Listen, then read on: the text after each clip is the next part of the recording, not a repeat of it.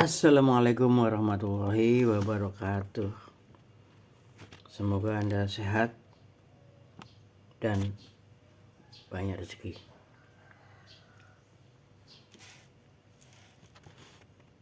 Konflik.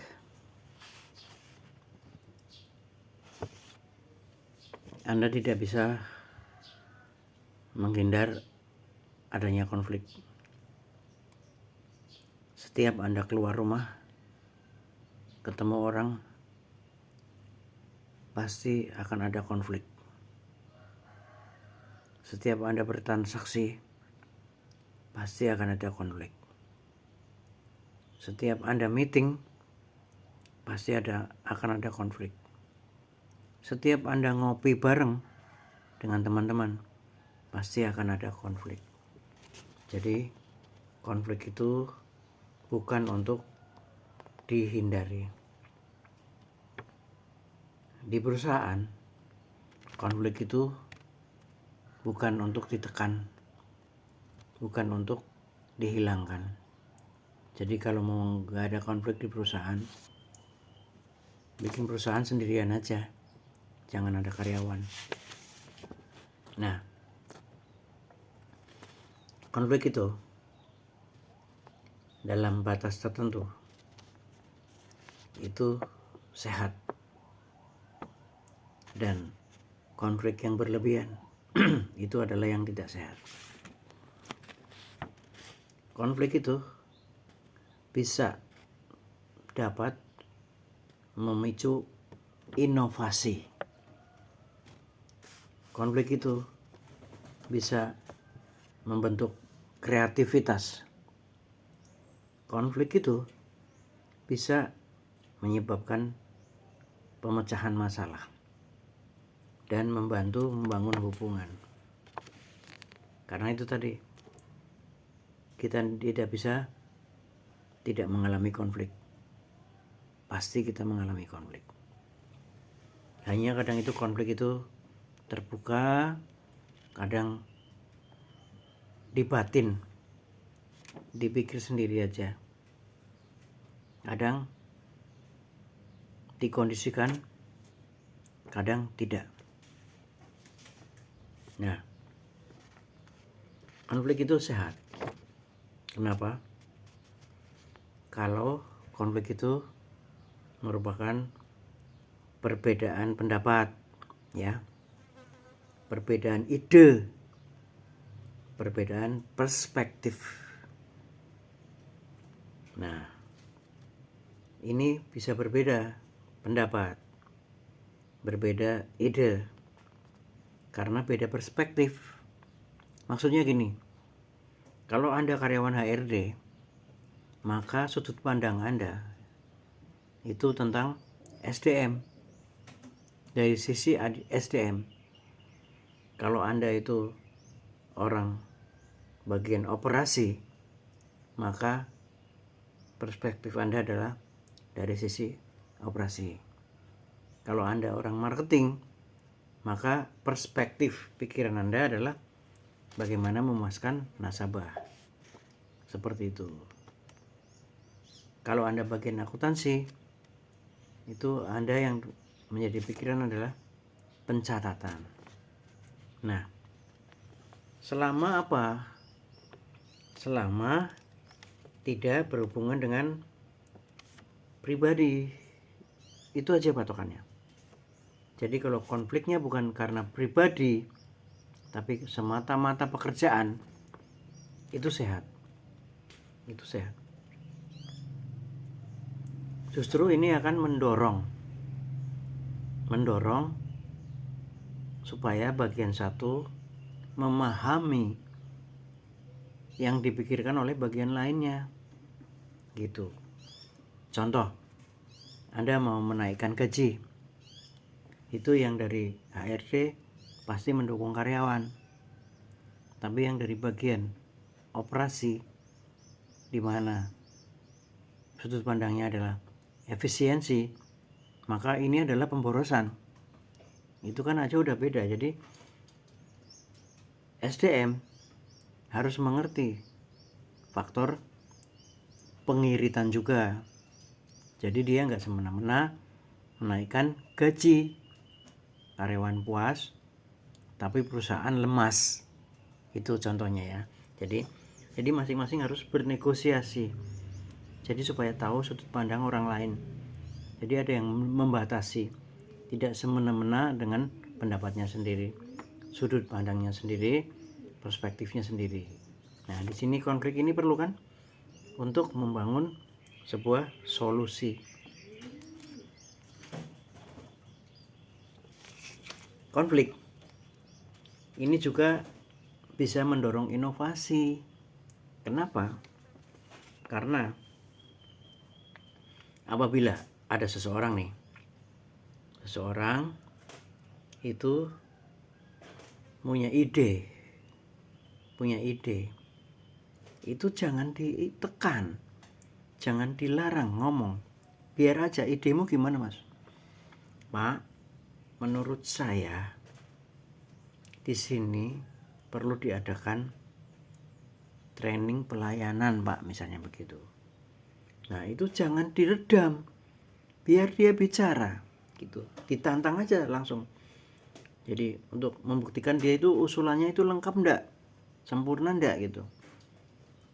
Lalu dia mengungkapkan alasan-alasannya kenapa pelayanan itu perlu, dan hasilnya nanti akan mengarah ke pendapatan yang tinggi gitu. Selama itu logis dan si pengusul itu punya caranya, kenapa enggak langsung aja disuruh melaksanakan idenya untuk melakukan training pelayanan. Itu yang dimaksud dengan inovasi. Jadi ada peluang untuk inovasi. Jadi jangan takut. Jadi mungkin ada pikiran-pikiran tertentu dari orang-orang yang concern, yang tulus ingin mengembangkan perusahaannya. Kalau aman, kalau nyaman untuk mengungkapkan pendapat, itu orang-orang akan terbuka, jadi kreatif. Tapi Anda bayangkan, Anda punya anak buah 100 orang, setiap kali dia mau bicara, Anda langsung stop, saya udah tahu. Apa yang terjadi keesokan harinya? Orang-orang pada males ngomong. Jadi biar aja bicara, biar nyaman untuk mengungkapkan pendapatnya. Walaupun tidak semuanya bisa diterima, tapi didengarkan dulu.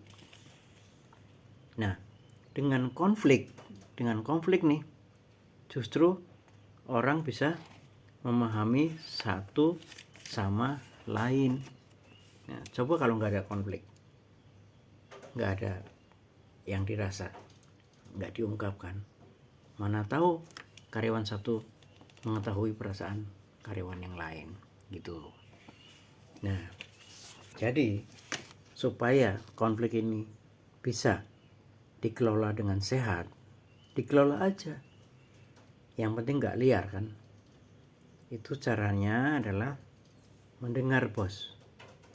Jadi orang yang punya pendapat didengarkan. Didengarkan itu udah senang. Jangan diinterupsi. Sakit hati Pak kalau orang lagi mengungkapkan pendapat lalu dia diinterupsi. Itu sakit hati Pak. Bisa nggak pernah lupa itu. Kedua, apalagi nih, kalau disudutkan Pak pendapatnya, ditertawakan, disinisi, itu dia akan merasa jatuh Pak, dan itu sulit dilupakan. Nah yang kedua itu adalah dialog. Jadi namanya aja dialog. Jadi antar dua pihak, bukan monolog. Kalau monolog itu kan mono, nggak stereo. Jadi yang ngomong satu orang aja, kepala cabang ngomong terus, teller, marketing, audit nggak pernah ngomong. Itu namanya bukan meeting Pak, itu namanya pengajian gitu ya. Jadi dialog yang terbuka aja, yang terbuka tapi konstruktif. Jadi konstruktif itu ada pagar-pagarnya, ada pilar-pilarnya. Jadi tidak asal ngomong, ibaratnya jangan waton jeplak gitu. Jadi kalau ngomong itu usul, kalau dia nggak setuju ya, itu usulmu apa. Jadi jangan asal pokoknya aku nggak setuju pendapat itu, gaji kok dipotong misalnya, tapi kamu punya solusi. Jadi itu konstruktif namanya. Nah tadi dipertimbangkan, sejelek-jeleknya pendapat itu kata-katanya itu dipertimbangkan dan dicatat, dihargai. Belum tentu kok harus dilaksanakan. Kadang mereka dihargai, dipertimbangkan, itu sudah senang. Nah, kalau memang pendapatnya tidak sempurna dan kita punya masukan balik, itu sampaikan aja secara positif ya, dengan kata-kata yang menyejukkan. Jangan bilang pendapatmu elek, pendapatmu jelek, pendapatmu nggak kepake gitu, jangan. Tapi mungkin itu bagus mas, tapi bukankah sebaiknya seperti ini gitu. Jadi dia sudah dihargai dulu, baru kita counter dengan argumentasi. Kalau itu argumen dengan argumen ya, itu kan kuat. Apalagi kalau dasarnya ketentuan, itu lebih kuat lagi. Mungkin Anda lupa ya aturan ini. Oh iya Pak, nah itulah kenapa kita tidak bisa melakukan hal itu, karena melanggar aturan gitu. Nah, dengan konflik ini akan lebih membuat orang kerjasamanya lebih bagus ya. Tahu nggak, yang namanya kesetiaan itu kan baru teruji ketika ada masalah gitu ya enggak.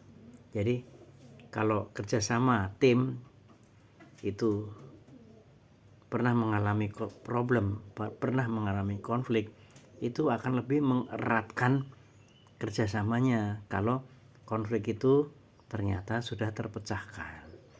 Nah gitu ya, itu teman-teman. Jadi patokan ya, konflik itu sepanjang perspektifnya tentang SDM ya, mensejahterakan SDM, membuat nyaman SDM, itu oke.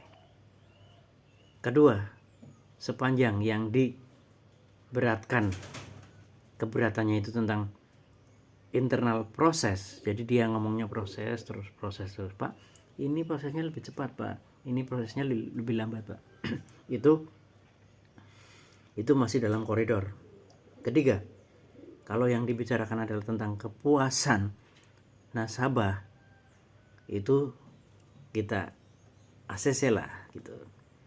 Dan kalau itu keberatannya tentang pendapatan perusahaan yang lebih tinggi, itu berarti konflik yang masih terjaga. Tapi keempat-empatnya ya, ini ya, SDM, internal proses, maupun kepuasan pelanggan dan pendapatan, itu yang diomongin itu harus by data ya, by data. Jangan pakai Pak saya rasa. Nah saya rasa itu kan nggak ada ukurannya ya. Pak katanya, ya katanya kan nggak ada datanya ya. Pak menurut saya gitu, Pak itu kan pokoknya yang katanya, menurut saya itu relatif. Jadi itu tidak bisa menjadi patokan untuk konflik yang sehat. Terima kasih. Assalamualaikum warahmatullahi wabarakatuh.